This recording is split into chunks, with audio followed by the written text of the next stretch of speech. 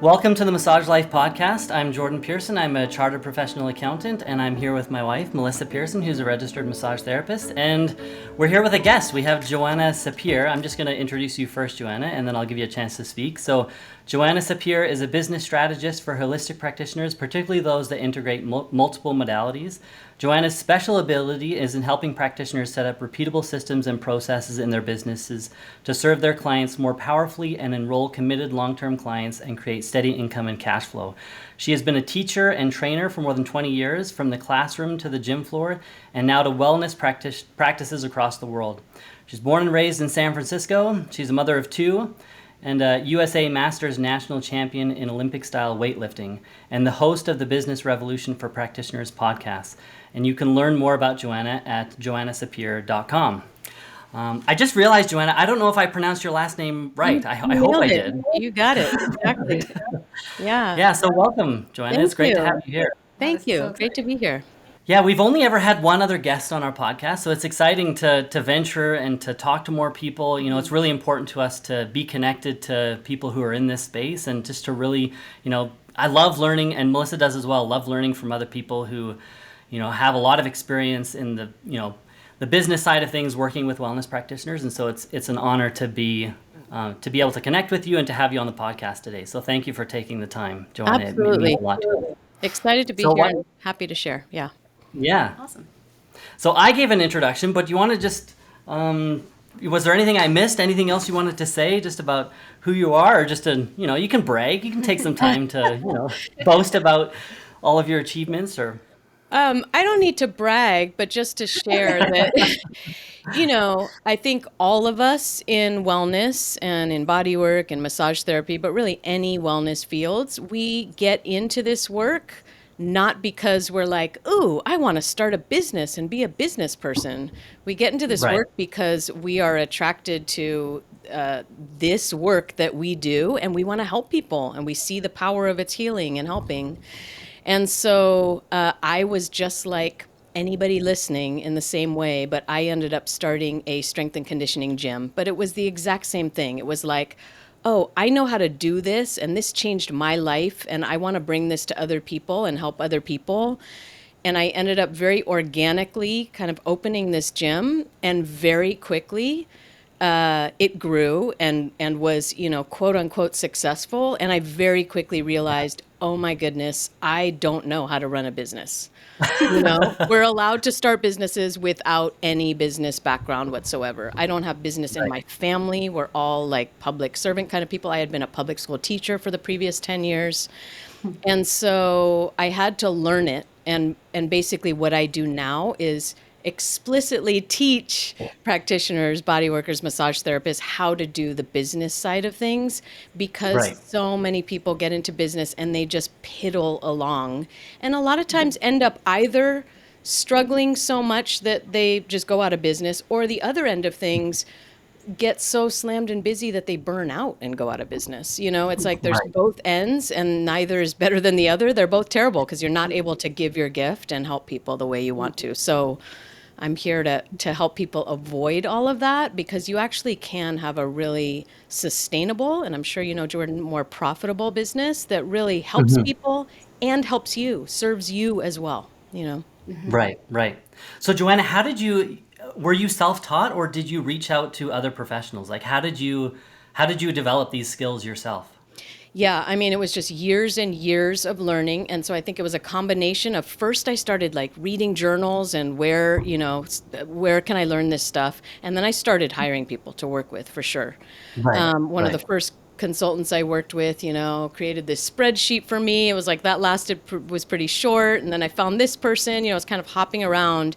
And eventually I found my way into this organization. It was a large fitness business coaching company, but I found a mentor there, and they eventually recruited me in to start teaching others. So I was with that company for a long time while I still owned my gym.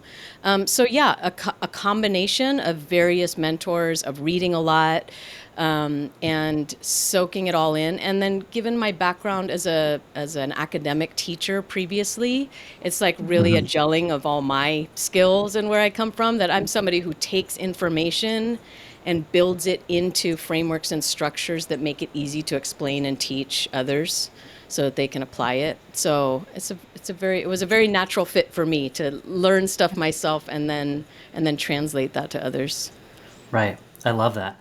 I have listened to your podcast. I haven't listened to every episode, but I love your podcast, the episodes that I have listened to, and I just, and that can be a valuable resource for a lot of people as well, is just, podcasts. And that's kind of what we're trying to do as well, is create resources for people, for massage therapists particularly, because a lot of them really struggle with the business side of things. And I think Melissa can speak to that. Her time in school, the training for massage therapists with respect to the business side of things is very minimal. And in my mind, that should be one of the things that's at the forefront of their education, because when they come out of school, they're thrust into the marketplace, and 95% of them are working as independent contractors. So they effectively have their own business that they're trying to operate, and they have absolutely no idea how to do it. They may be great practitioners, they may be great massage therapists, but when it comes to running the business side of things, it's something that a lot of therapists really struggle with. And that's been my motivation, well, Melissa and my motivation, because we want to help them, right? And our intentions are not greedy. Like I genuinely want to just help people be successful. And so it's exciting, and it's just awesome to see that you're doing the same thing. And so I love that. Yeah, there's definitely a need. Yeah, there's definitely a need. Yeah. Well, and that's one of the first things that we noticed. When we started the Online Wellness Institute, our initial focus was creating online courses that were going to be heavily research-based and more like anatomy and physiology and those types of things. And we, that's still something that we want to do. That's still a part of our business model. But we found right away that the demand was for my business courses, right? Like those are the courses that people were buying. And it's like, okay, that makes sense, right? Those are the things that they need help with. And so it's been really cool to be able to provide that service and to be able to help them. So as the boring accountant in the room, it's, I have a lot of fun doing this stuff. Exciting, yeah. Yeah, and I love this topic that we want to chat about today, which is how to get more clients without more marketing. Because as a practitioner, I just want to help people. That's my focus. And the marketing side, it's scary sometimes. And it's like, I just don't have time. I don't know where to begin with it. And it's so overwhelming. And so I love this idea of that, hey, you don't have to spend hours and hours sitting down to do social marketing or to do, all these paid ads or things like that. There's other ways that you can approach marketing and other ways that you can gain clientele without spending all this effort on marketing, because it doesn't have to be that way. So I'm really excited to chat about that. Yeah, I mean, I think the big mistake is, so we're talking exactly about who's listening, right? Is folks who have this gift and have something to offer, right? But don't have the business skills. And when we don't know anything about business, we think that marketing is what business is. I mean, Jordan, you're doing financial management. Like people know, like, oh yeah, there's money or whatever. But it's like if you say the business side of things, many practitioners would just equate that with meaning, oh yeah, marketing. I have to do marketing. And don't actually recognize that there's so much more to business building and to building a sustainable business than marketing. Marketing is just like this sliver. It's one department in your company. And so that's actually the first thing to note is like nobody thinks of themselves as owning a company. But if you have your own business, you own a company. It's a company. And, even if you're the one that's in charge of all the departments, there are departments to it. And marketing is barely one of them. And so it's not that marketing is unnecessary. There's got to be some way that people find out about you. But what I notice with massage therapists is many people, even when they're just starting, they are getting referrals here and there. Somebody knew about them. They served one person, then they're referred by somebody. That's already, I'm not going to call that, strategic or anything, but you're already getting leads. And that is to define marketing in my definition anyway. Marketing is activities you do to get leads, right? And so you may already be getting leads without any strategic form of marketing. Yeah. So the issue is, what are you doing with those leads? And that's where I think a lot of people are lost, and where we can talk today about the skills you can do to actually get long-term clients from the leads you already get. And what that's called is a sales process. And sales and marketing are two different things. And again, that's just one of the mistakes that many people make, is thinking that's the same thing. So when you ask somebody, what do you need to do to get clients, or what do what do you think you need to do to grow your business? Well, I need to do marketing. And you ask them what they do for marketing, and it's really haphazard, right? But it's actually, when you ask somebody, what do you do for marketing, or what do you try to do for marketing? It's all with the intention of selling. But marketing is not selling. Like, we don't want to sell our services out in the world. Like, hey, just come buy my stuff. That just doesn't work. Like, just come buy my stuff, right? Instead, we want to attract people to us, and that's the marketing side. And then how we convert them into clients is sales. So all that is to say that if any of you listening, or any practitioners listening, if you learn how to step by step take a lead and turn them into a committed long-term client, your business can be stronger even without any more marketing. Right. Let's say you get 2, 3, 4 leads a month, which doesn't sound like that much, right? But maybe you get those kind of referrals, maybe through your website, something comes up, maybe you're in a directory somewhere. I'll ask you guys, what do you hear from folks? But that sounds like so little, but if you actually know how to turn those leads into clients, that's 3, 4 new clients a month, right? And if you know how to keep them as long-term clients, then that's 3, 4 clients every month for the next, 5, 6 months or longer. Yeah, and then it snowballs from there too, because you get those, 4 or 5 new clients, and then they refer their friends, and it just snowballs, and then all of a sudden you have this booming practice. So Right. yeah, it's really interesting. So I'll just tell you a story of what I mean.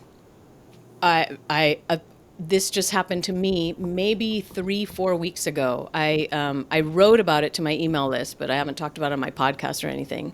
But this is really common. So I have this curse of, because I teach people how to do this, when I am the prospective client and I'm going through somebody's total lack of sales process, I'm very critical.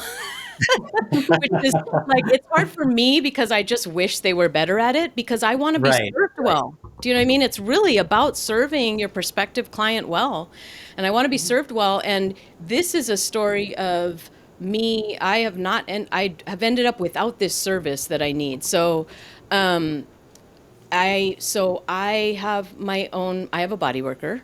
And I have been dealing with an injury for the past year. I had this nerve impingement, and thank goodness it's been like almost a year, and it's really pretty much gone. Thank goodness.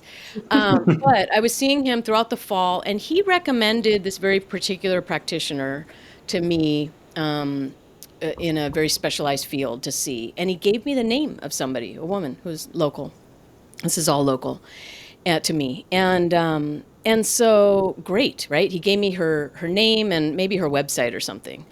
And so I went to her website, and I'm reading this stuff, and everything there points me. It does actually say what to do, but this is the beginning. When I talk about sales process, the very beginning is, what are you asking people to do? Like, what is my step? That's how you want to think about this, as I think about it, as a series of stepping stones that you're laying out for somebody. So I'm not looking around going, what am I supposed to do, right? It's the stepping stone. The first stepping stone is right there for me. And if I take that step, you've invited me to take that step, and I take it. And then once I'm there, you invite me to the next step. And once I'm there, you invite me to the next step. So it's totally consensual. You're not pushing me. You're not pulling me, right? It's consensual. And it's very clear for me as the prospective client, here's what's next, here's what's next, here's what's next, to the point where I'm saying yes to enrolling in long-term services with you. In this case, her first step was clear. It was, if you are a new patient or something, contact me through this form. So I filled out the form. The form didn't ask me anything though. Standard website form, name, email address, and then a box that said message. So right away, it's like, just want to say to everybody out there, if you have something like that, you could make this a heck of a lot better by even just saying, tell me a little bit about you and why you're reaching out. That could even start. I feel bad because we have that. Yeah. But not for a practice, like not my massage practice. Right. Just No, it not is I'm different. not I'm not trying to make anyone feel bad by any means. This is all, I know that this is all normal and this is what I teach people how to do a lot better. But I just want to explain the experience from me as a prospective Right. client. So I filled out the form, and I don't actually recall what happened after that. But usually when you fill out these contact forms, you just get to like a standard page that just says submitted or something like that, right? Right. Thank you. Yeah. Another way that could be improved is to tell me what happens next. Submit it. Right. You know, I got your form. I'll be reading it. I'll be responding it to you within X number of days or hours by whatever form they're gonna be responding to me by, something that just tells me what's next. Instead, this happened to be on a Friday that I filled that out. And so this practitioner was responsive, very timely. They responded to me on a Friday night. I'm not really going to be responding to me, like business, even though this is about my health. I'm like, it's Friday night. I'm not doing this. Turned off. So, but what was interesting was I got an email, a text, and a phone call from them. All of them. And the voicemail was really long and said something about, I tried to send an email, but I'm having email troubles and everything for every time I send to Gmail, it's getting bounced back. So I don't know if you got my email, so I'm leaving this and da da da. And the text was like, I left you a voicemail, please listen to that. And then I did get the email, and the email was like, the email actually had details and said something about my first available appointment is not for many, many months, and gave me a certain day and time or something. And can you do that? Right. And gave me some details about cost and so on. Anyway, I don't need to go through it all, but it was pretty confusing and we haven't gotten anywhere. So I responded to the email, is what I responded to, and said, I did get all your messages and unfortunately I can't make that date. And that's all I said. To me, it's their job to like direct me. Like, I'm not going to go bouncing around like suggesting days. That's just not, and the last thing I remember is that they texted me and said, this is really best if we can get on a phone call to nail down a time. Can I call you at this time? And I didn't even see that message until it was past the time. And at that point, I'm just frustrated. And I work in the day and I work very efficiently and I teach these systems. So doing a whole back and forth with somebody, it's like, why didn't you just tell me from the first place that you wanted to get on a phone call with me? And so this is what I'm talking about, this is lack of a sales process. And basically then they went silent. So they haven't followed up with me. And they lost me. But the thing is who knows? Maybe that was it. Maybe they assumed that I was not a committed enough person. They might have assumed that, right? She's not committed enough, that she's not following up. She may have assumed, I don't know, but that's absolutely incorrect. It's just, you made it so hard. Right. And maybe that's an extreme case, but I really don't think it is, because when I speak, I work with many, many different practitioners, and always I do an assessment of their business, and they come and say, can you help me with marketing? Right. And then I do this assessment and I uncover how do you get clients, and and I'll ask things. They'll say things like, well, somebody will recommend somebody, or they'll text me, or they'll call the office, and then I say, well, what happens after that? And it's a stumbly explanation. Because it is almost always just kind of winging it in this way. Right. They don't know. There's no process. There's no standard process. Yeah. I'm going to turn on my light because I see I'm in the dark, which is probably weird. I was going to say. Getting darker and darker and darker. Ooh, there we go. There we go. Yeah, light's not on my face, but it's a little better. I don't know. I kind of like the ominous aura, right? It's just like the voice from the dark. Like the spirit is teaching us all this wisdom. I love it. Oh man. So back at it. So what any massage therapist needs to do is design a step-by-step process that's really clear. And what I always recommend, first of all, you want it to be so clear to them here, like I said, here's your next step, right? Yeah. And then here's your next step, and here's your next step, whatever the steps are. And then you as the practitioner, what you want to be doing is actually putting in place some kind of filters. And, we didn't talk about this to begin with, but any successful massage therapist business is actually a really successful, profitable, sustainable, is going to have niche down to some extent. When you're first starting your business, you're going to work with anyone and everyone. And I think that benefits any practitioner to get all that experience. And it's through that experience that you discover who you like to work with, who you don't. If there's, there might be personality types, there might be certain health conditions that you just don't that you struggle with, and certain health conditions that you're like, this always works. I'm always doing a great job with these people. And you really want to hone in on who are the people that I love working with and that really see the best results. And in your sales process, you want some way to filter those folks to determine, is this somebody that I really can help, that's right for me? And that's what you want, is that match, right? So part of that sales process is that match, rather than just booking somebody into the session right away, which is actually what this person was just trying to do. She's just trying to book the session. Maybe they were trying to have a conversation with me.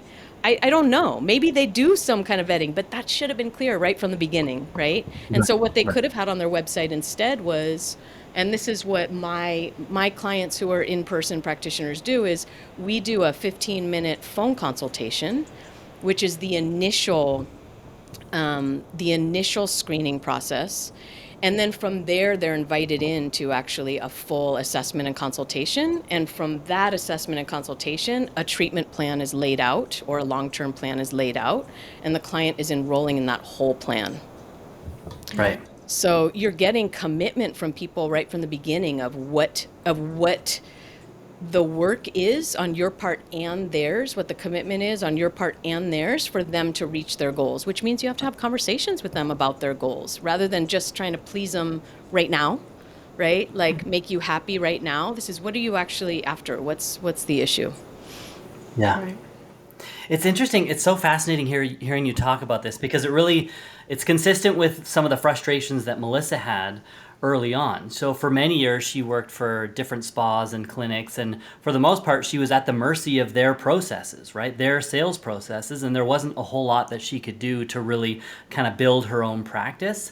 Not to say that the processes they had in place were not great, but I think that Melissa often spoke about how frustrated she was with different things that these clinics would do, and you wanted to venture out on your own because you wanted to set up these processes, these systems in place, just to make things so much better for you and then also for your clients as well. It goes and both ways. It goes both ways, right? It totally does. It's better for the clients 100%. Yeah. Right.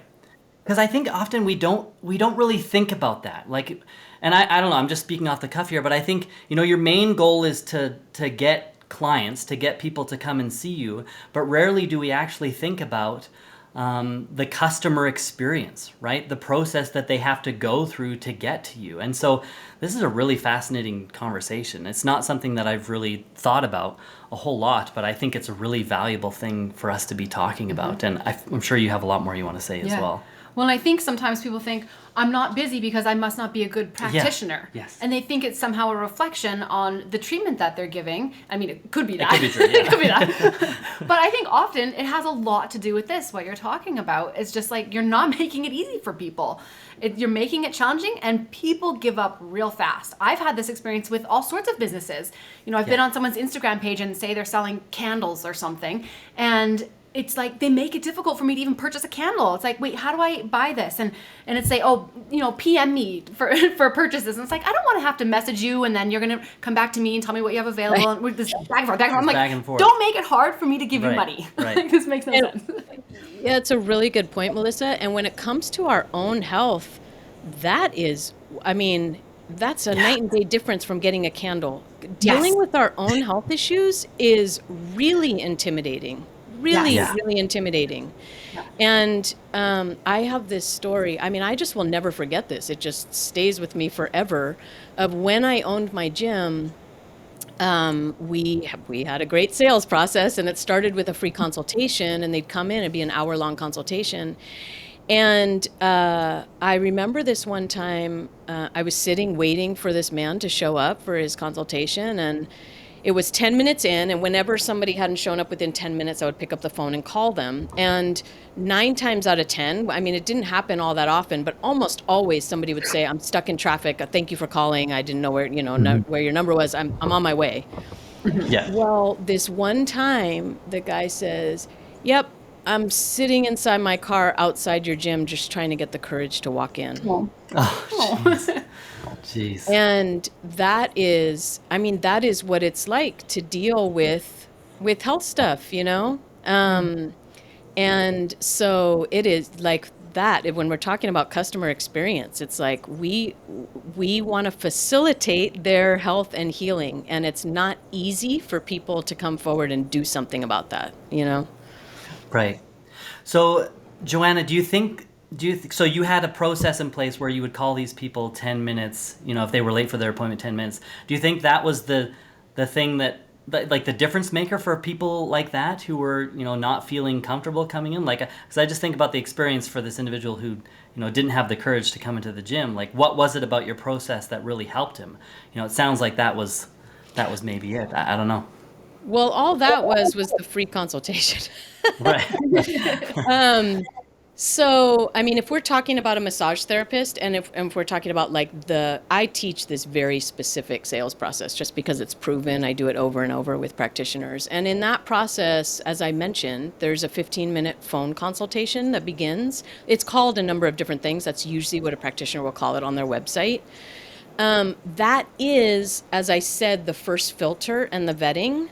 And that is when that's basically you qualifying them. So you're qualifying them based on your qualifications, whatever those are, right? Is this somebody I can help? Do they meet the criteria I've laid out for the kind of person that I want to work with and that is right for me? And then are they committed to this process? And so there may be budget questions in there. Part of what I do is teach practitioners how to design treatment plans and programs. So we stop selling sessions. My people who work with me don't sell sessions anymore. What they're selling is a whole plan. So part of that filtering process is making sure that the person understands that's what I do. If you're just looking for a one-off session, there's no fit here, but they've asked them questions at the front of the call that's all about why are you reaching out? What are your goals? What's going on with you, right? And then they explain what their process is and qualify on budget and a couple other things. And then at the end is the invitation. Okay, well, you're somebody that I think I can help based on what I've said. And our next step is an in-person. Again, these all have different names depending on who the practitioner is. They name it, but it's another form of consultation, but an assessment is involved. And we actually do that free still. So the phone call happens, and that first session, it's not a session of services, it's the enrollment session. And that is still free. So they're invited in there. And I just want to respond to something you were saying, Melissa, about how sometimes we think that it's us and we're not very good. And that's what I discover happens when people take the wrong people, just take anybody for business. Yeah. Right. Is that you can get really challenging clients, challenging in any number of ways, and you can end up in this downward spiral where it's just they weren't a fit for you. But when you're taking everybody, you don't get this chance to see, I'm great with these people, right? And there's just some people I'm not great with. But once you turn your business into one where you're just focused on the people you're great with, it's upward movement, right? It's like you're really, really fulfilled. But that downward spiral of, oh my goodness, these people who, don't show up or cancel or complain all the time and this and this and that. And sometimes it really is a matter of, it's them and not you. And so you want to really identify that. So pointing that out. So anyway, that's very much part of this process.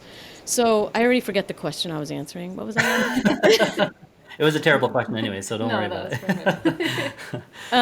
I mean, I was talking about the process though, and then the in-person assessment. Yeah. But it came from somewhere. There was a question there. Yeah, I guess the question I had was, what do you think is one of the biggest mistakes that practitioners are making? Like, do you think it's this? Do you think it's that they don't have processes in place? Like, what is it that you see all the time, a frequent mistake that practitioners are making, and it just makes you want to bang your head against the wall. You're like, why do you do it like that?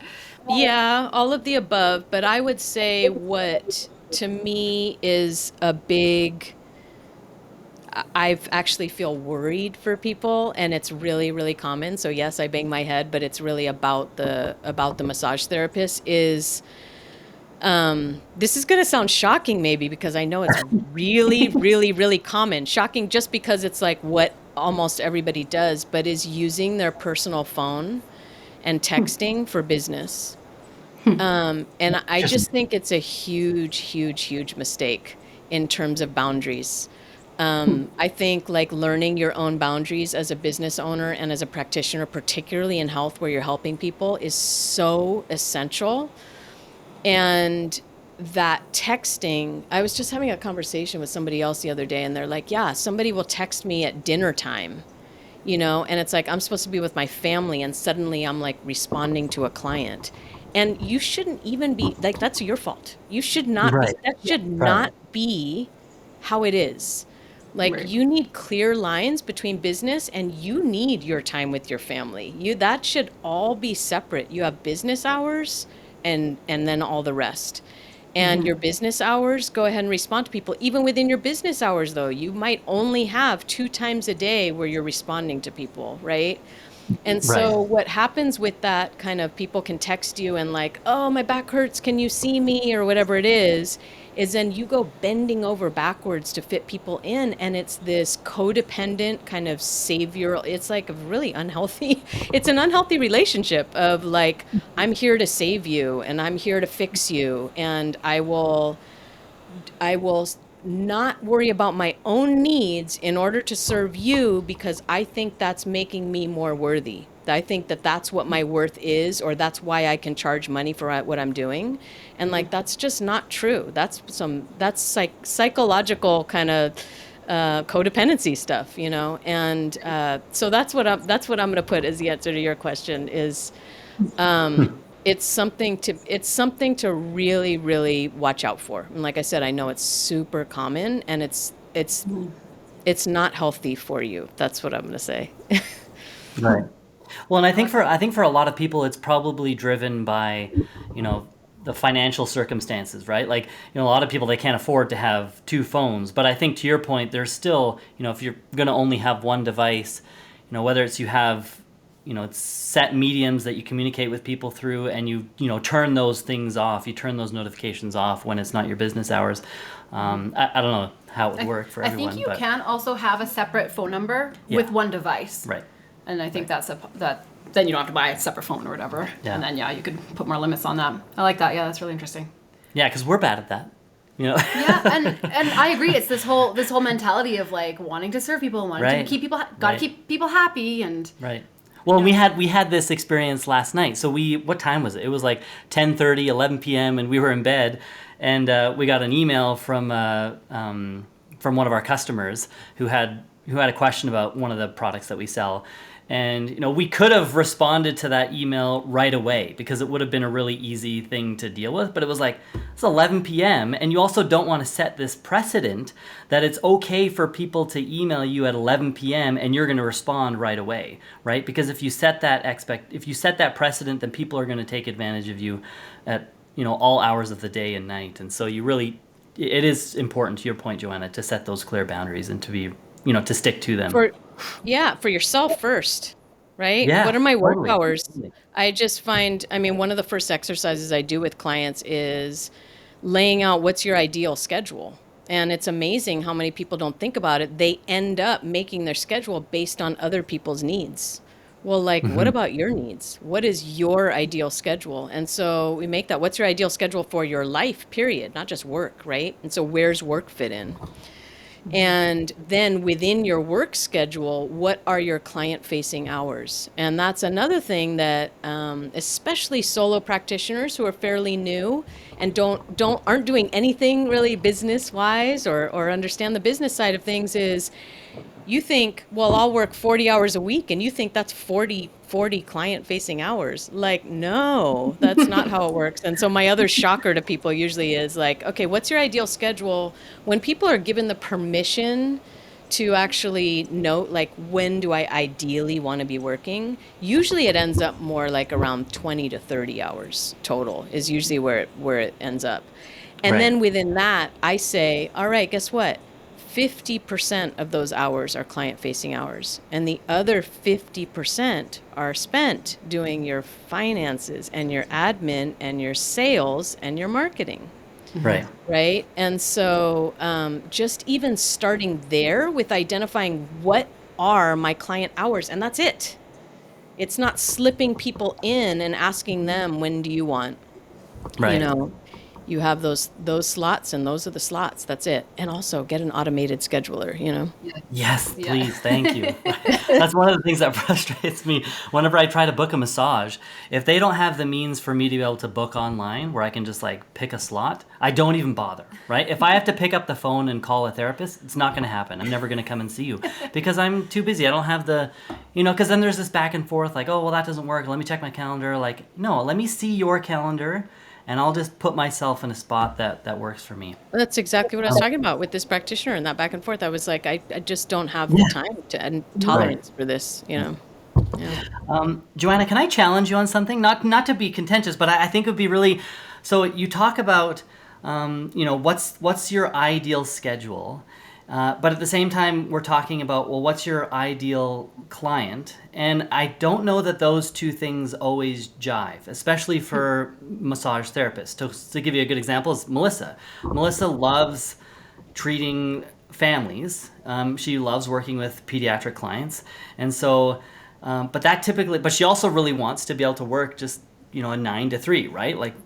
But kids are in school during the day, and so she ends up working a lot of nights, which is not ideal. Or Saturdays. Right, or Saturdays, right? But so it's really not, her schedule's not ideal, but she's made the sacrifice. She's given up a lot of that because she really wants to be able to work with families and pediatric clients. And so I think that there's this balance that you kind of have to find. I mean, it's something that you've really struggled with. It's something that we've talked a lot about. And how do you balance that? how do you balance that, right? Because I could have this ideal schedule where I work, 9 to 3, 9 to 4, whatever. But then I'm not going to see my pediatric clients because they're all in school, right? And so it just doesn't work. And so I don't know, it's tough. Yeah, no, that's tough. For sure. I mean, I really believe in when you identify those ideal clients, again, this is like the people that light you up, right? This is like where when you're doing that work, you're going, yes, this is why I do this, right? This is what I was meant to do. And that you're building your business around supporting them, around your services, supporting them. So of course that's going to require, in this case, I have clients who work with also just kids, and it's the same thing. So you're going to have to adjust in that way. And at the same time, I imagine you're already doing this, but there probably are ways that some people will make adjustments themselves too, in their own schedules. And so it's kind of like, let's say you have 2 evenings a week where you're available, but then you have 2 daytimes, and it's like if your evenings are already full and somebody comes along, the right clients are going to be like, when you say I'm already full then and this is what's available, the right clients are going to go, okay, let me figure it out, So there's absolutely a balance to play there, but I think looking at who your ideal clients are is key, and your ideal clients, when you make those connections with them, are going to make adjustments themselves, Yeah, that's a really good point, Joanna. And because you're right, we make this assumption that I have to work nights because nobody's ever going to pull their kids out of school.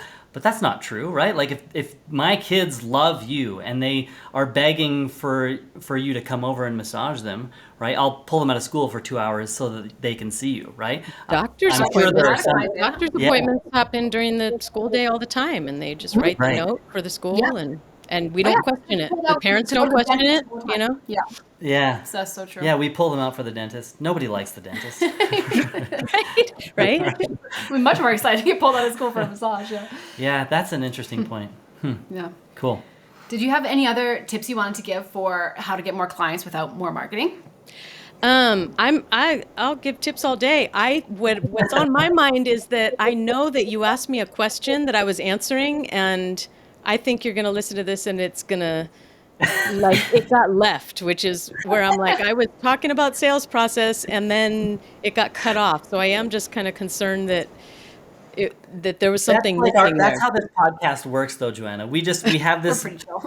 vision at the beginning, and then we always end up talking about something Like totally off on different. some tangent, yeah. It's like now we're talking about some weird obscure tax law that nobody cares about, but I don't know how we got here, or we just talk about embarrassing things that have happened to us, so it's totally fine. Yeah. It's totally fine.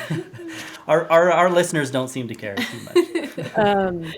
Well, okay, if we're just talking like some nitty-gritty details about that, about making this easy for your clients. And again, where it's every lead that comes to you, you want every lead that comes to you to go through the same process. And if they don't become clients, it's not because you lost them randomly, right? It's because either you said, "Hey, I don't think I'm a great fit for you, but here's somebody who may be," right? Or you actually invited them to a next step and they said, "No, thank you." Like it's really, really clear. So some of those things are, as I said on your website, don't have multiple ways for them. I wouldn't have multiple ways for them to get to you. It should be really, really clear. Is this your first Right. time, talking to me? Do this.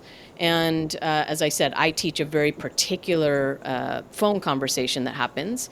But even if you have the contact form and say, that's what you want people to do, make that really clear and put something in there about like, why are you reaching out? What's going on? You could even put a number of questions like, do you have an injury? What are the questions that you would want to know answers to in order to determine, is this somebody I want to work with? So that's kind of backing up is like, who do I want to work with?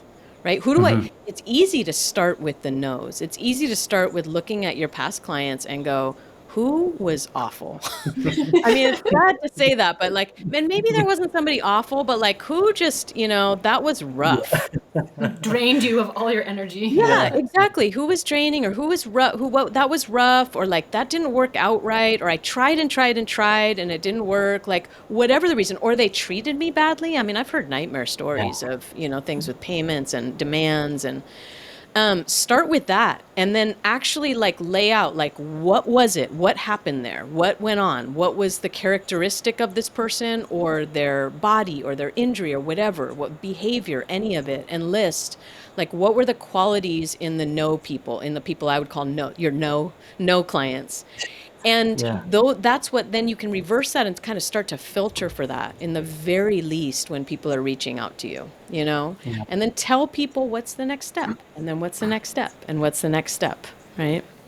Do you think that it's worth not being like, I know we've talked about finding this ideal client, but for a lot of therapists, they may not know what who their ideal client is, and I think a lot of therapists, and Melissa, I'm sure can speak to this. At the beginning, they're just trying to make as much money as they can, right? And so they're not as picky. It's like, you want a massage? Great, come on over, I'll give you a massage. And so, I don't know what I'm trying to say. Like, do you think it's okay for people to not be too picky at the outset? Or, you mentioned earlier about how things can just spiral out of control if you're not picky. I don't know what I'm trying to ask. Maybe you can add. Yeah, and I don't know if Melissa was going to say something, but no, 100%. I think that when somebody's starting out, I think you need to work with as many people as you can. Yeah, And in right. fact, so I don't work with people who are just starting in their businesses. I work with established practitioners. And one of those reasons is because I'm helping them build processes that, to me, you don't systematize anything in your business until it's already proven. Like Yeah, you can't yeah. build a system before you've already shown, oh, this works, right? I've Right. done this over and over and this works.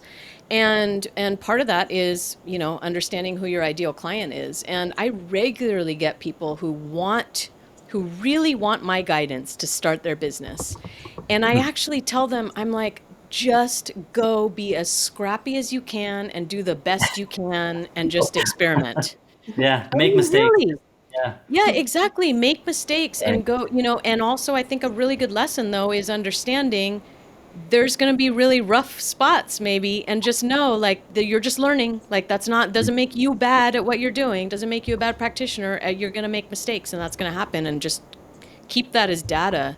So I totally think that people should do that, and again, people want to join my program, and I'm like, I don't think you should be in any like step-by-step business program in the beginning. I really think you need to go Yeah. flail, and you also need some fire under your butt. In my businesses, I have been the sole provider for my kids since forever. So like I've had no choice but for my businesses to make a living for us and support a family. Hmm. And like Hmm. that's important. You gotta, Yeah. you know what I mean? Like you just gotta like really go after it and try. And so yes, that's my Jordan, I think people in the beginning try it all. But as you're moving along, it's not like there's some magical point at which you're like, da-da, now it's time to identify my ideal client. It's like every few months, every quarter, every six Yeah. months, Yeah. every year.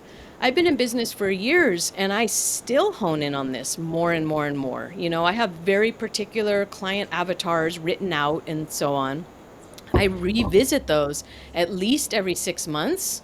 Make sure, are these still accurate? No, hone in on that more, might swap one out for a different one. And it's all based on, I've worked with so many more people now in the past 6 months, in the past year. Who are my ideals out of this? Who's the ideal client here? So Yeah. that's an ongoing evolution in your business. So you start working with as many people as you can. You start paying attention. You get that one guy who was like this, and you note, okay, that's a red flag. When I first talked to him, I didn't know that was a red flag then, but now I do, and you pay attention to that for the next person. And then again, somebody comes along with some particular problem and you turn out to do great with them. So you can think, well, if there's somebody else who has that problem, let's bring them in and see. Or you could start calling out to people with that particular problem, you Right. know?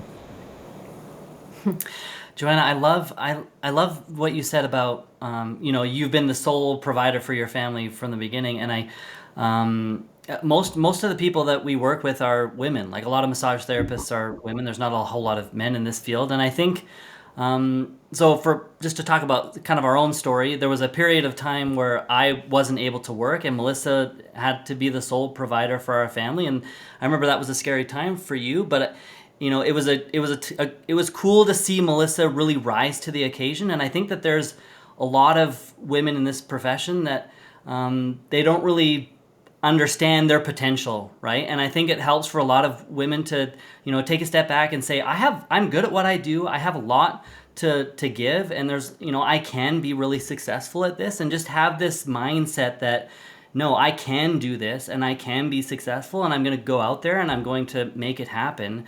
And it was really cool to see Melissa do that. And I love her for it, because I was not in a good headspace, and she really just rose to the occasion and transformed her small business into something that was, incredible. And people reach out to her all the time and want to know, well, what was it? Like, what do you do what have you done to create such a successful practice?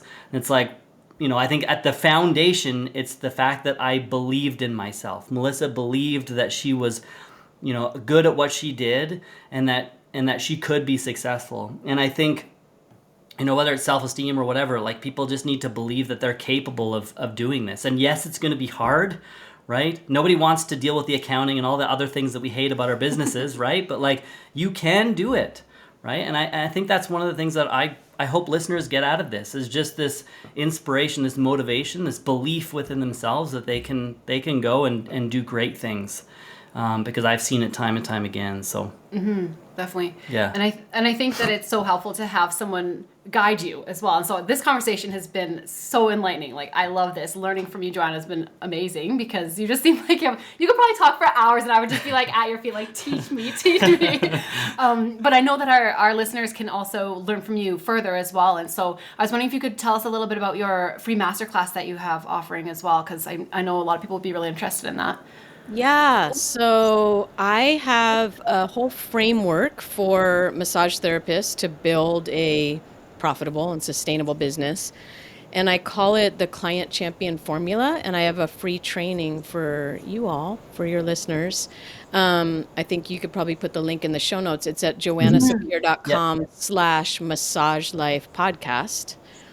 And that is a 4+ part training that basically is this entire framework. It's super enlightening. That's what I'll say. It's like a roadmap to how to get your business to be profitable and sustainable. Yeah. And I'm just going to share, I just got a email from a former client. She worked with me for years and kind of graduated on recently and just sent me this report that, like when I talk about a sustainable business, I also call it a resilient business sometimes. And it's a business that can survive hits, you know? It can survive whatever comes along. And it turned out that she had had a major health issue come up. And she actually had to have surgery and was, surgery and recovery, and was off work for 7 weeks. And her business had its highest revenue month while she was off. And to me, I'm like, that's what I'm talking about. That's what I'm talking about right there. And I know that plenty of people listening, especially if they're solo practitioners and they're just right now trading time for dollars, can't even imagine how that happens. But it totally can. So this training kind of gets into some of that. Yeah. Yeah, that's awesome. Yeah, we'll definitely include that link in our show notes, and we'll send that out to our email list as well. So that's awesome. Thank you so much. Yeah, thank you so much for coming on today. This was so fun. Yeah. It's so fun to interview somebody. Yeah. You kind of opened the gateway for us to have more people on. So this. And now we have a reason to go down to San Francisco. Hey, yeah. I don't think we have any friends in San Francisco. For sure. Let me know. Here, there's still snow outside. Yeah. Well, we've had a really cold and rainy winter, but not compared to. Really? Yeah. There's no snow here. Yeah. I don't want to hear you complain about the weather. Oh, man. Well, thank you for having me. Yeah, fun to talk to you guys. Yeah, thank you so much. Thank you so much for listening. If you'd like to stay in touch, you can follow us on Instagram, Facebook, and TikTok. We've included the links to these in the show notes. Also, be sure to check out our website, onlinewellness.ca, if you need any continuing education credits. All of our courses have been approved by massage associations across Canada. Anyways, we'll catch you next time.